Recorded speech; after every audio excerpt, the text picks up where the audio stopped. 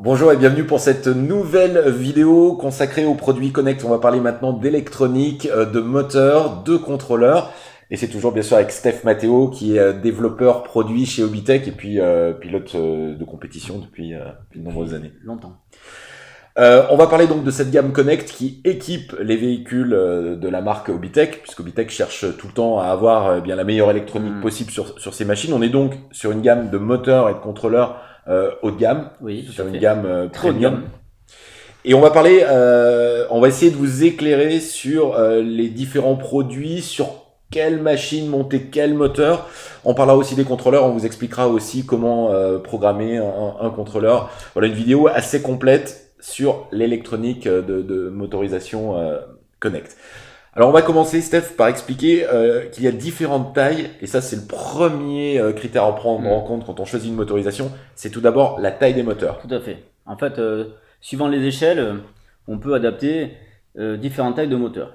Donc par exemple, là on est sur du moteur Connect en 36-52. Donc 36 c'est 52. le diamètre. C'est le diamètre de la cage extérieure et 52 c'est la longueur du moteur. Voilà. Donc ça c'est un moteur qui s'adapte sur la plupart des châssis dixièmes. Donc tous les châssis dixième Voilà. Obitech ou autre marque. On a ensuite moteur qui fait également 36 de diamètre, mais tout à qui est fait. plus long. Oui, qui est plus long, qui est un 36-60, donc 60 mm de longueur, et avec un axe de 5 mm, donc pour adapter des pignons avec des fixations de 5 mm. Voilà. Donc ça, c'est parfait pour les dixièmes taille XL, type Traxas ou les voitures Oui, un huitième light. exactement, voilà, ça c'est un moteur qu'on peut monter sur des voitures un peu plus grosses en gabarit, un peu plus lourdes que du dixième traditionnel. Et enfin, on passe aux moteurs les plus gros, ceux qui ont un plus gros diamètre, destinés ou un huitième aux voitures qui vont peser entre 3 et 4 kilos. Tout à fait. Donc on a dans la gamme Connect, nous avons deux tailles de moteur. On a le 42-68, donc 42 de diamètre et 68 de longueur. Et le 42-74, donc toujours 42 mm de diamètre et 42 et 74 mm de longueur. Voilà. Donc en fait, on va rappeler que le plus court va être utilisé sur des huitièmes où on a moins d'espace, et c'est le cas notamment des châssis où il y a deux bacs d'accu, parce qu'on fait 2x2S. Il y a certains véhicules où le 42-74 ou 42-70 ne passe pas, et c'est pour ça qu'on a un moteur un peu plus court qui est le 42-68 et qui permet d'adapter des moteurs sur ce type de véhicule. Alors une fois qu'on a choisi la taille du moteur en fonction de sa voiture, il y a un autre critère de choix, et tu l'as évoqué il y a quelques instants, c'est le KV. Oui, très très important. En fait, un moteur, il est dimensionné par sa taille, mais aussi par son KV. En fait, le KV, donc, c'est un nombre de tours par volt. Voilà, tout simplement. Donc, en gros, donc plus le KV est élevé, plus on a un moteur qui va tourner vite. Tout à fait, à voltage identique. Voilà. Et plus le KV est bas, plus on va avoir un moteur, par contre, qui va avoir du couple. Tout à fait, et qui va tourner moins vite. Voilà. D'accord. Donc en gros, on peut dire que si vous avez une voiture piste, là on va rechercher plutôt de la vitesse, donc plutôt un KV élevé. Et si on fait du tout-terrain, du TT, là c'est plutôt l'inverse. Du KV assez faible, pour récupérer du couple, pour emporter le poids qui est plus lourd qu'une voiture de piste généralement.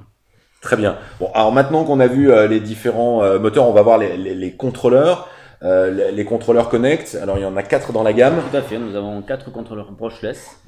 Donc nous avons le 50 ampères. Voilà, donc qui équipe la gamme dixième Obitech.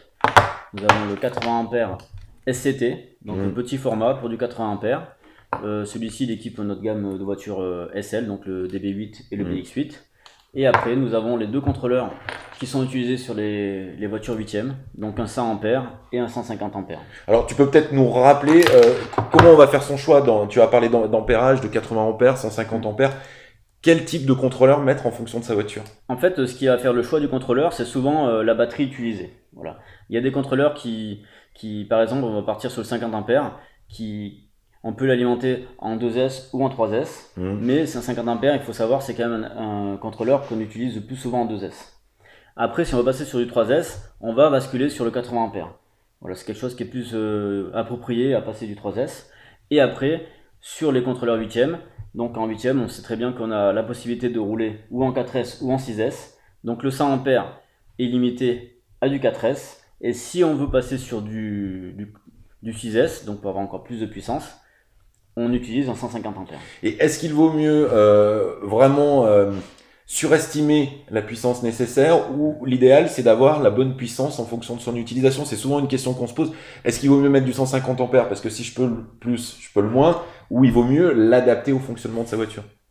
Alors, pour du contrôleur, malheureusement, qui peut le plus peut le moins. On va dire qu'il vaut mieux surestimer la capacité, voilà, d'être à la limite. Voilà, que d'être vraiment à la limite. Mais par contre, après, ce qui arrive, et c'est souvent le cas, c'est des problèmes d'encombrement sur les véhicules. Donc là, par exemple, même si on veut mettre un 100 ampères sur un véhicule de la gamme SL, vu la taille du contrôleur, on va pas le rentrer. Donc on va partir sur un contrôleur intermédiaire de 80 ampères par exemple. Alors on va voir là dans quelques instants comment câbler son moteur sur son contrôleur, comment programmer le contrôleur.